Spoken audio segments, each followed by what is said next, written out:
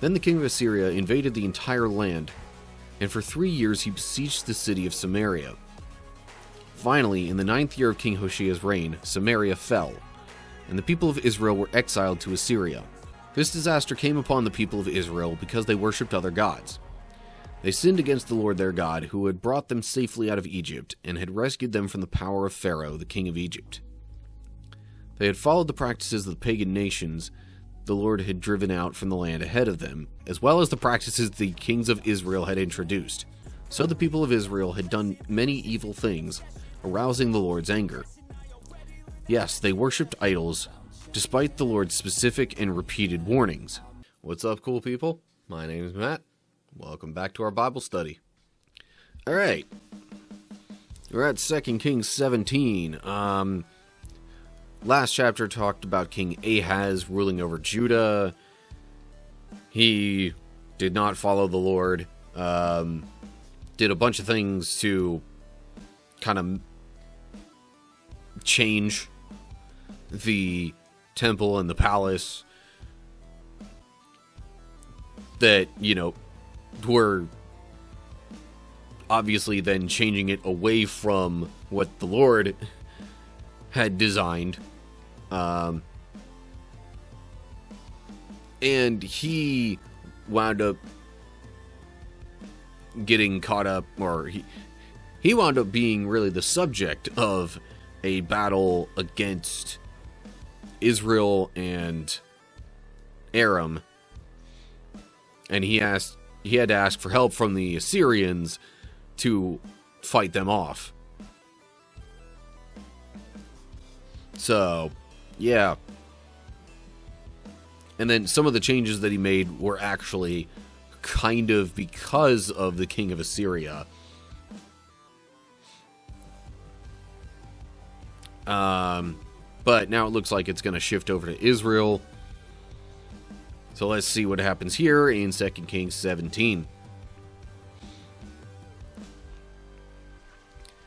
Hoshea, son of Elah, began to rule over Israel in the 12th year of King Ahaz's reign in Judah. He reigned in Samaria 9 years. He did what was evil in the Lord's sight, but not to the same extent as the kings of Israel who ruled before him. King Shalmaneser of Assyria attacked King Hoshea, so Hoshea was forced to pay heavy tribute to Assyria. But Hoshea stopped paying the annual tribute and conspired against the king of Assyria by asking King So of Egypt to help him shake free of Assyria's power. When the king of Assyria discovered this treachery, he seized Hoshea and put him in prison. So, it's not outright stated that this is a result of, Assyria fighting against Israel and Aram to aid Judah, like it said in the last chapter. It could be, though.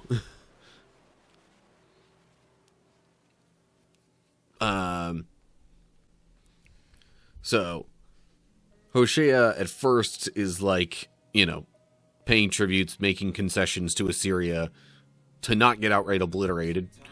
I think it's pretty clear Assyria is far more powerful than probably either Israel or Judah. But eventually, Hoshea is like, either he just got tired of it, or I don't know, in some way, some notion struck him to stop paying tribute to Assyria. And then he asked the king of Egypt, or asking the king of Egypt at Sais? Okay. Either way, he's asking the king of Egypt to help him out.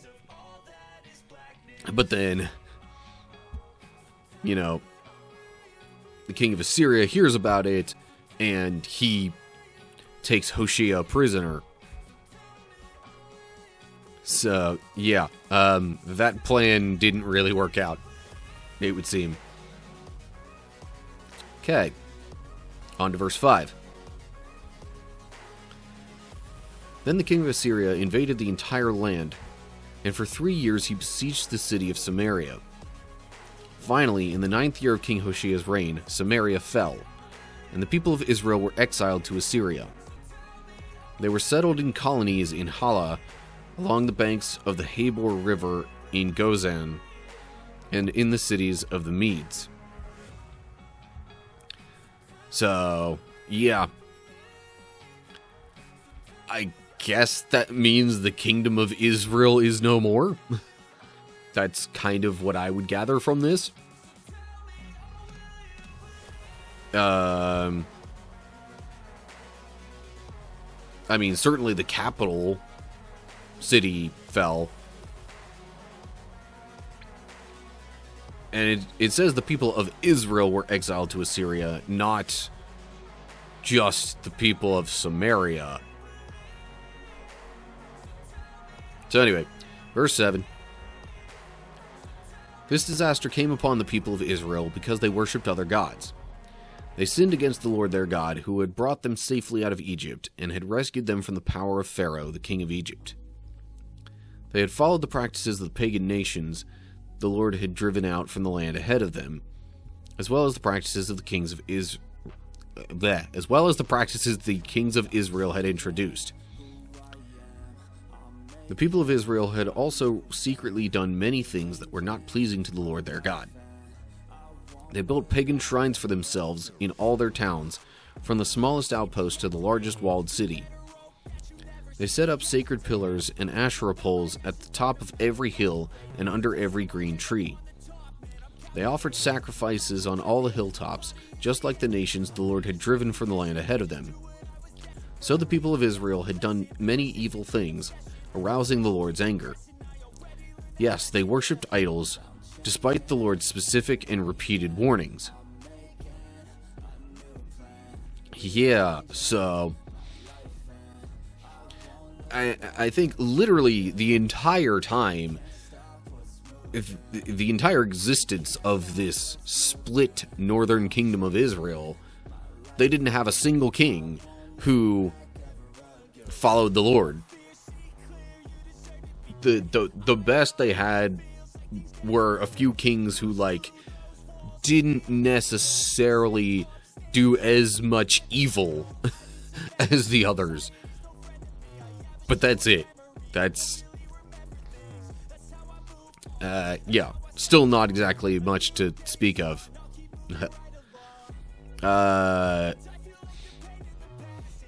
So basically this whole paragraph is just saying, yeah, all this happened because Israel didn't follow the Lord.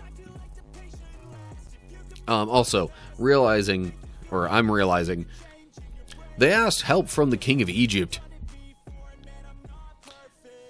The king of the very land that their ancestors did so much to flee from.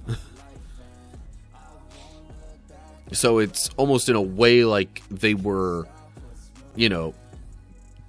going back to their prior enslavers to ask for help. And they'd rather do that instead of ask the Lord for help. That's really telling. And now we'll move on to verse 13. Again and again the Lord had sent his prophets and seers to warn both Israel and Judah. Turn from all your evil ways. Obey my commands and decrees, the entire law that I commanded your ancestors to obey, and that I gave you through my servants the prophets. But the Israelites would not listen. They were as stubborn as their ancestors who had refused to believe in the Lord their God. They rejected his decrees and the covenant he made with their ancestors, and they despised all his warnings. They worshipped worthless idols, so they became worthless themselves. They followed the example of the nations around them, disobeying the Lord's command not to imitate them. Yeah. Even just more judgment, condemnation, whatever you want to call it. More just calling out the people of Israel and saying, you didn't do what you were told. Didn't follow the covenant that you had made with the Lord. So, yeah. That's why all this stuff happened. And I just realized I didn't look at this footnote particularly closely. When he talked about idols, the Hebrew term, literally round things, probably alludes to dung. So, to put it bluntly, the people were worshipping useless piles of crap, and so in God's eyes they kind of became useless piles of crap themselves. Okay, move on to verse 16 then. They rejected all the commands of the Lord their God and made 2 calves from metal. They set up an Asherah pole and worshipped Baal and all the forces of heaven. They even sacrificed their own sons and daughters in the fire. They consulted fortune tellers and practiced sorcery and sold themselves to evil, arousing the Lord's anger. Because the Lord was very angry with Israel, he swept them away from his presence. Only the tribe of Judah remained in the land. But even the people of Judah refused to obey the commands of the Lord their God, for they followed the evil practices that Israel had introduced. The Lord rejected all the descendants of Israel. He punished them by handing them over to their attackers until he had banished Israel from his presence. For when the Lord tore Israel away from the kingdom of David, they chose Jeroboam son of Nebat as their king. But Jeroboam drew Israel away from following the Lord and made them commit a great sin. And the people of Israel persisted in all the evil ways of Jeroboam. They did not turn from these sins until the Lord finally swept them away from his presence, just as all his prophets had warned. So Israel was exiled from their land to Assyria, where they remained to this day. And again, to this day should not necessarily be read as to the present day as we would be reading this. More so to the day of the writing of this, probably.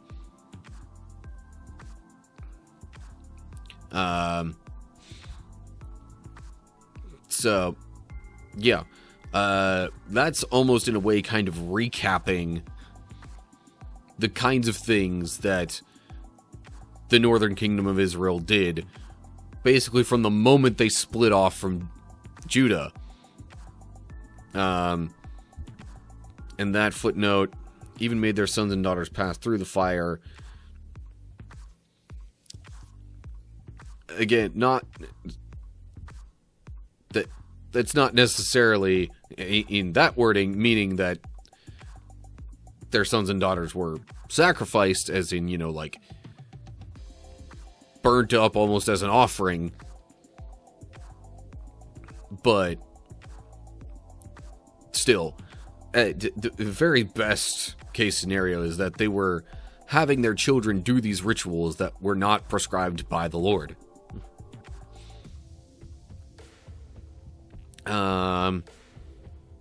So yeah, they made calves out of metal. They set up these Asherah poles. They worshipped other gods, and made God angry with them. Made the Lord angry with them, and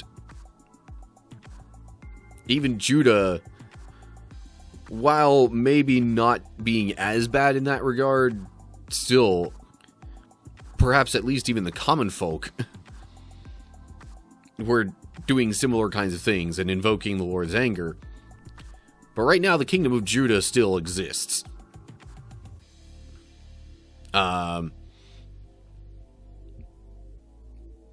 The thing is, because, at the very least, because of Hoshea, was it? Previous, no, Ahaz. Ahaz was the king of, Ahaz was the king of Judah, who, kind of started introducing Israel's practices in Judah. Note there, when he, instead of when the Lord, but it was talking about the Lord being angry, and yeah, so rules of grammar state that he is most likely the Lord in this case anyway.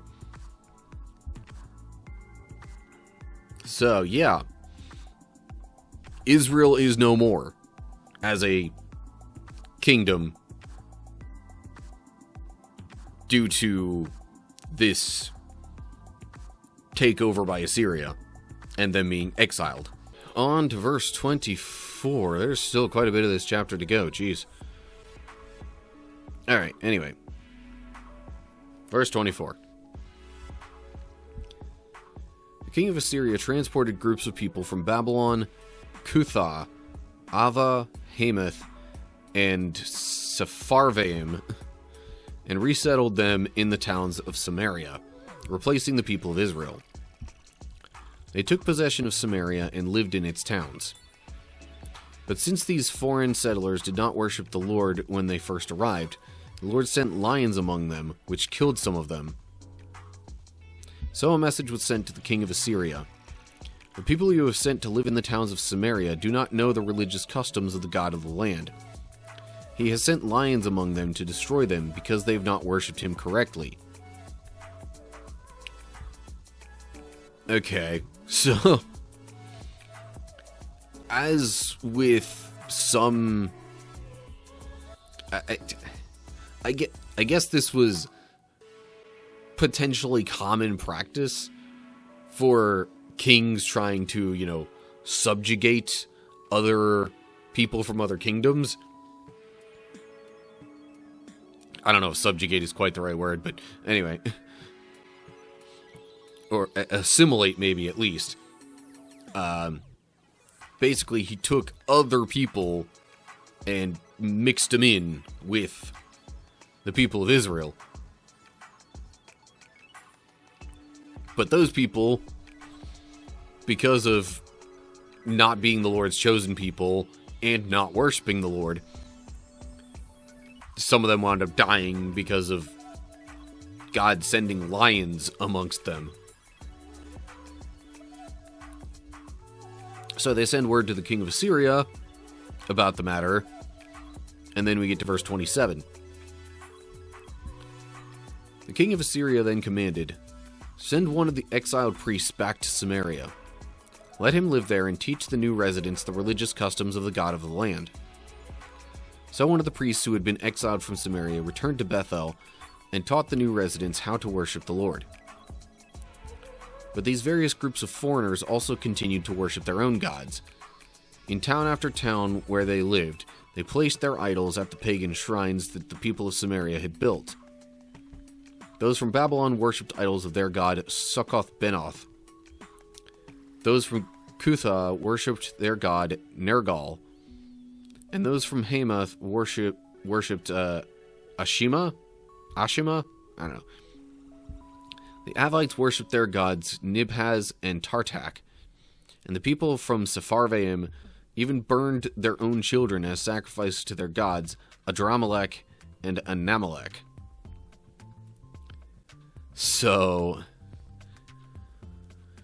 the king of Assyria is like, alright, well, it sounds like the problem is the god of this land is not happy with these people I have placed there.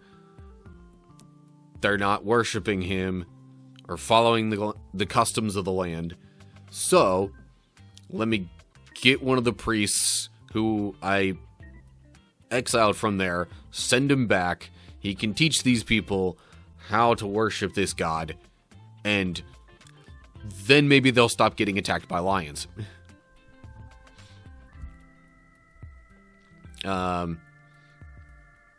But the people still end up worshiping their own idols and the gods from the lands they had been brought in from.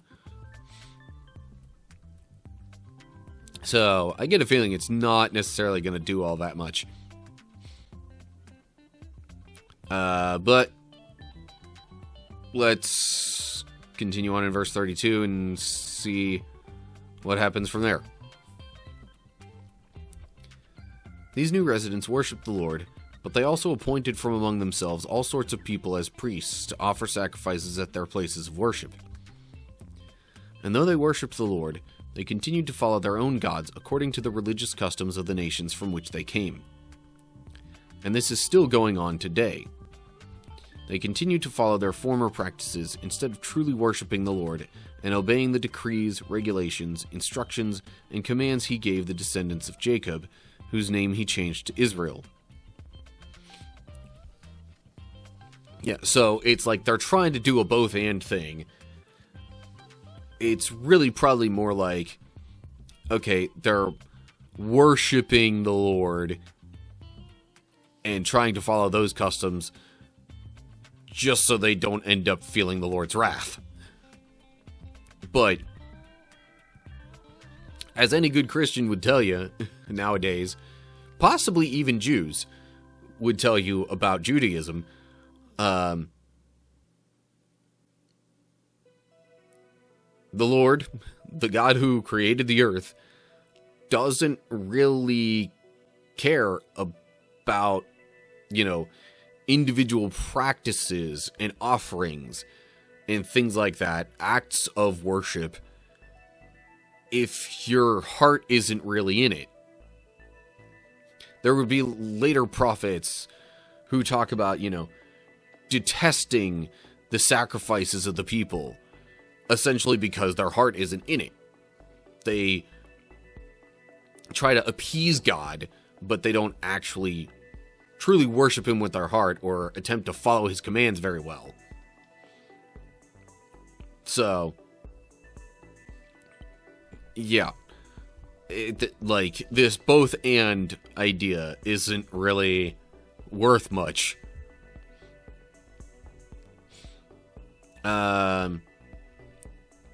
So, talking about continuing to follow their former practices instead of truly worshiping the Lord and obeying the commands that he gave to Israel, the people. And then we get to verse 35, which sort of continues along the thought of him giving commands to Israel.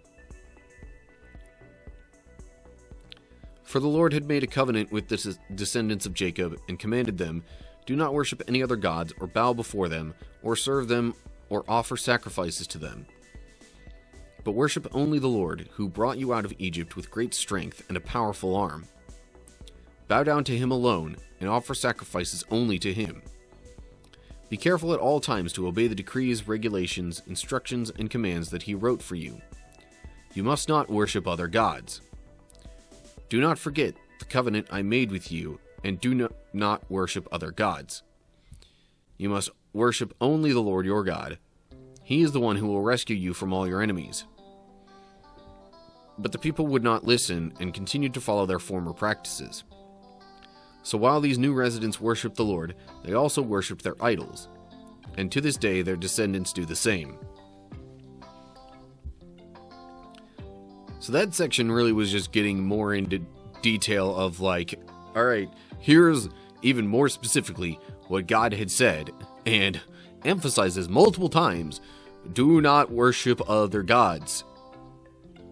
You must not worship other gods. You must worship only the Lord your God.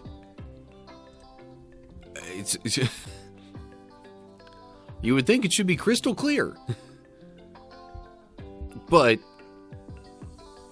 you can't, force people, even God, because, he's kind, gracious, loving, what have you, isn't going to force worship of himself. Therefore, it leaves room for people to not do that and turn away to all these other idols and all these other practices like the residents of the kingdom of Israel did. And like these new residents were trying to do in addition to kind of sort of worshiping God. But again, you can't really straddle the fence. Like, maybe with other religions that would have been acceptable, but, like, it's literally written into the law of the Lord. Even in the Ten Commandments. You shall have no other gods before me. So, it can't. No. You can't do both in this case. But, yeah, anyway. So, as I mentioned earlier, Israel as a kingdom is no more. Conquered by Assyria. So, now only Judah remains. But I guess we'll see how things go from there as we continue further in 2 Kings, which I think we've got I think there's a total of 25. Yeah, 25 chapters in 2 Kings. Which means we got 8 left to go. Anyway, okay. That's it for 2 Kings 17. Okay, so the kingdom of Israel has fallen. Samaria was captured. Presumably, then the rest of Israel kind of, like... Well, they didn't really have a leader, as far as it said. So, not like there was anybody... It didn't seem like, at least, that there was anybody whipping up another round of rebellion against Assyria. So, now the Assyrians have control of Israel.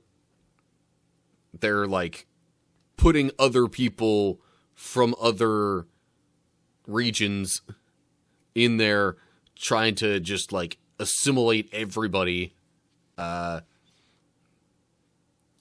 Kind of unsuccessfully tried to get those people coming into Israel to adopt the local practices, so then the Lord would stop sending lions to devour them or whatever. But yeah, it's all kind of a half-hearted effort that there will be many examples to come showing that God doesn't really like half-hearted efforts.